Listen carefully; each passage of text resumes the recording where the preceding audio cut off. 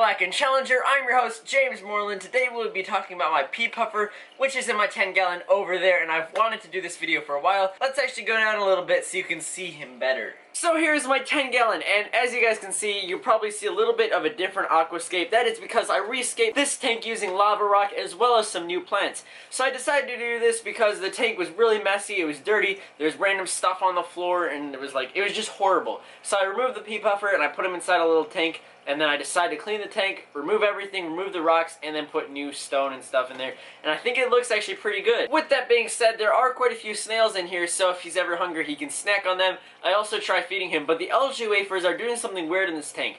They're actually creating like a weird mold, weird bubble thing. I'll have to show you guys. It's pretty weird. Also, I got some new plants for this tank, so there's a little bit of melting in the tank, so that's kind of annoying, so it'll just take time before the plants regrow and look better.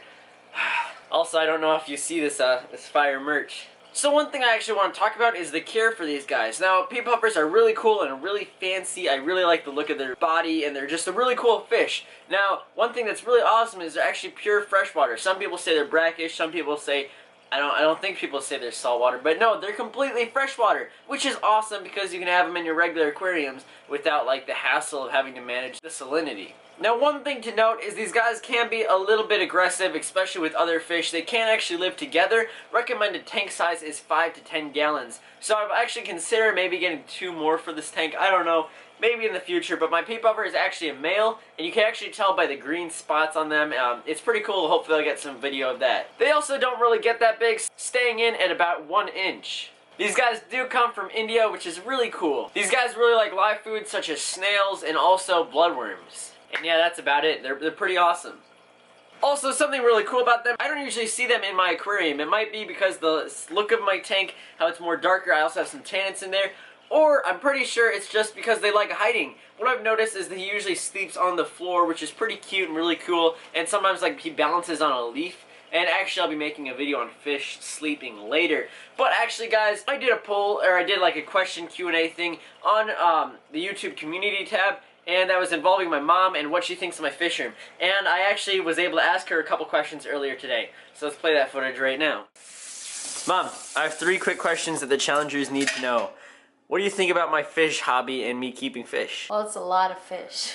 It is? Yes. What do you think about it? There's too many fish. What do you think about the electricity cost? Now that we have to talk about for real. I was thinking about that. What did I say to convince you into keeping my fish room?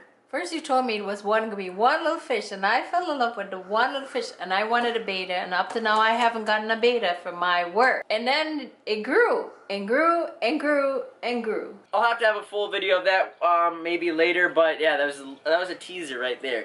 So yeah. Also, I did decide to throw in a couple apple snails in this tank, or mystery snails when they're little babies. So they'll grow up in there. Hopefully they don't get eaten, but yeah, it'll be pretty cool.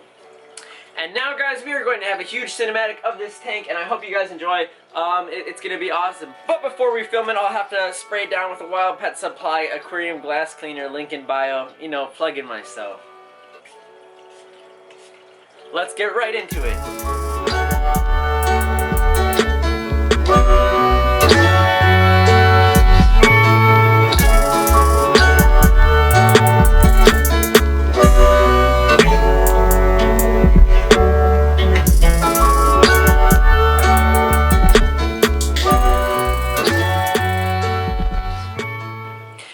That is it for the video. I will catch you all on the flippity flop. Make sure you check out all the links in the description, including links to wildpetsupply.com for some merch, or also some aquarium products, as well as links to the heater and filtration and lighting in this tank. But other than that, I will see you on the flippity flop. I will catch you guys. Bye, Deb.